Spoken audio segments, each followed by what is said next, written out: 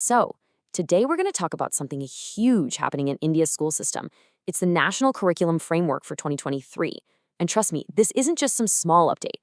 It's a total reimagining of how millions of students are going to learn and get ready for the future. All right, let's jump right in. I want you to think back for a second, back to your own high school days. You probably had to make a really big choice, right? Well, this whole new framework kicks off with a really powerful question. What if that choice wasn't about closing doors, but about opening them? And that single question, well, it's the launchpad for this brand new vision for learning. The people behind this wanted to do more than just tweak the old system. They wanted to build something totally different, right from the very foundations. And this quote right here, this is basically their North Star. It's from the National Education Policy of 2020, and it makes it crystal clear that education has to be about way more than just textbooks and exams.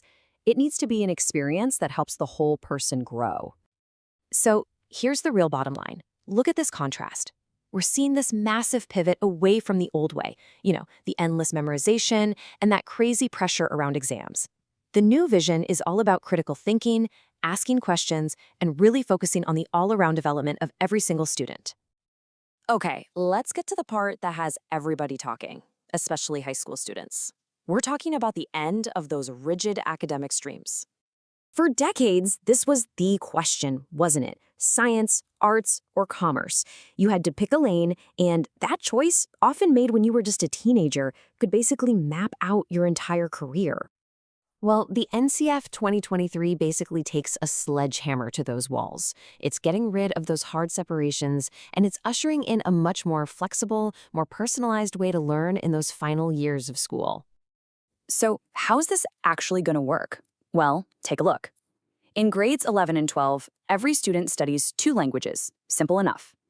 Then, they pick 4 other subjects from these different groups. You've got your arts, your social sciences, and your sciences. But here's the P. Those 4 subjects have to come from at least 2 of the groups. You can't just stick to one lane anymore. Everyone's going to get a taste of different disciplines. And just look at the kind of combinations this opens up. This is where it gets really exciting. A student can now officially take physics and chemistry right alongside music, or they could mix history and economics with contemporary music. You could even do business studies and accounting with gardening. It's all about letting students chase what they're truly curious about.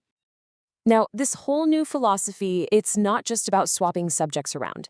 It's about fundamentally changing how those subjects are actually taught. Let's zoom in and see how this plays out in, say, science class. Let's be honest, the old way of teaching science had its issues, right? It was often just this marathon of memorizing facts and definitions from a textbook. It felt totally disconnected from our real lives, and it was so driven by what you needed to know for entrance exams, not what was actually interesting to learn.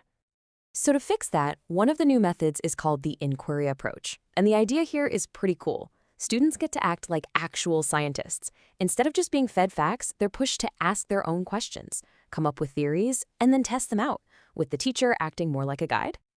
And then there's this other powerful idea, the project-centered approach. This is all about taking learning outside the classroom walls. Students get to tackle real-world problems, and to solve them, they have to pull in knowledge from all their different subjects. In the end, they create something real, an artifact, to prove what they've learned. This is where those mixed subjects really start to sing. But of course, you can have the best plan in the world, but it's not going to work without the people who are actually on the front lines, right? We're talking about the teachers. And this new framework puts a massive emphasis on empowering them. 50. Just the number 50. What do you think that means? It's not a grade. It's not a class size. It's a promise.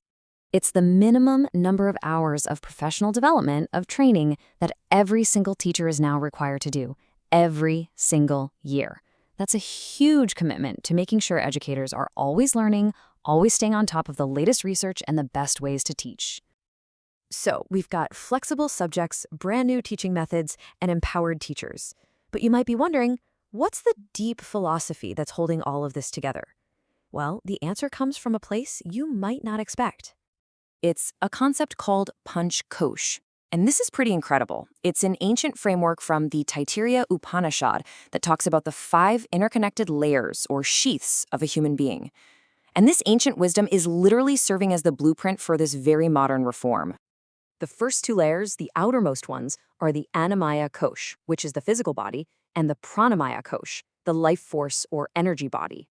The new curriculum addresses these head-on, with a real focus on sports, understanding nutrition, and even building in things like yoga and mindfulness breaks.